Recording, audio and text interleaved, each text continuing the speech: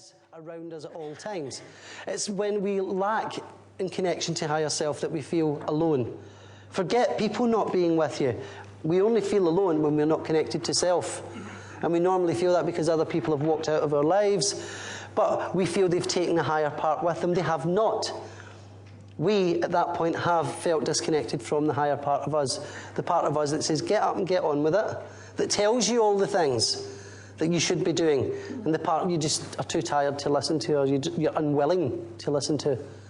And that, again, reconnecting with self is the first step to finding the spiritual nature within you.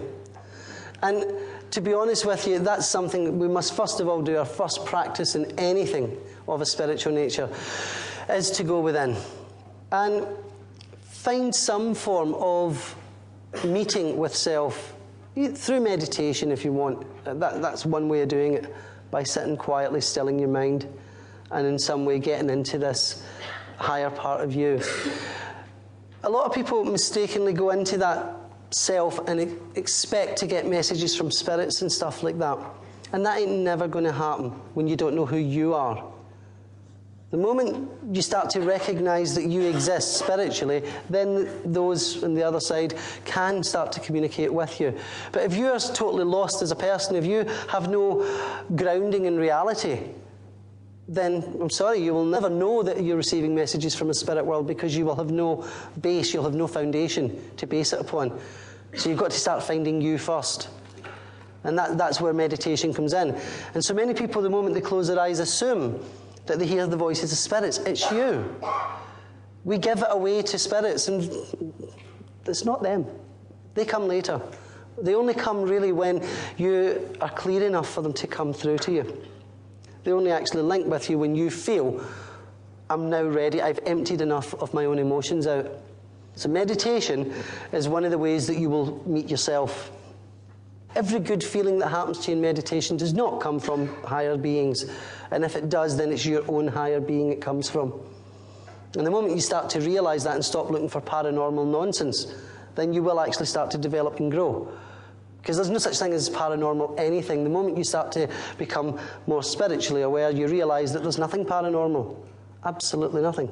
There's no such thing as going into a house that has a poltergeist. You immediately recognize that's coming from that noisy child in the corner who needs attention, so please attend to that child.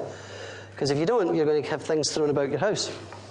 Because there's all this horrible energy that they're, this need to be wanted and whatnot, or want to be needed. And that's the kind of stuff you recognize. It's not an evil entity, it's not an evil spirit, it's just an annoying teenager, which, of course, there are many. And we've all been there. But these are the kind of things that you must look at when you're looking at what is supposedly paranormal. There is no such thing as a paranormal happening. It appears paranormal until somebody has a good sense or the foresight to actually look beyond the phenomena and say, no, that's not haunted at all.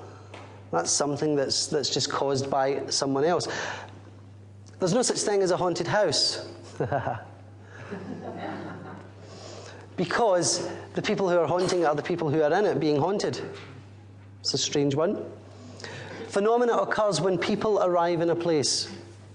That's what happens there. So the moment you go into a scary old house, you will attract scary old memories that happened in it. And you may start to download them and feel them to be real. But that's not a spirit that's stuck in that house. That's ghost phenomena, which is just memories. And there's not a person here who doesn't have ghost memories of their own. There's not a person here who doesn't have memories come back to haunt them when they're sitting quietly. Think, oh God, don't like that. That's what happens in houses. And certain people who are sensitive or psychic or frightened will give off an energy that will bring that memory back to the fore, make it solid again, almost three-dimensional. But the moment you recognize that, the fear aspect goes out. And when the fear aspect goes out, the house is no longer haunted. So, it's that simple. Trust me. I've just appeared on Most Haunted on telly, so I know. Because Yvette Fielding told me. Listen. And because I don't like people being afraid of things like that. And very, very quickly, as people were saying, can we talk to the ghost? I said, well, try if you want, but it's a memory. So you can't. But will they come and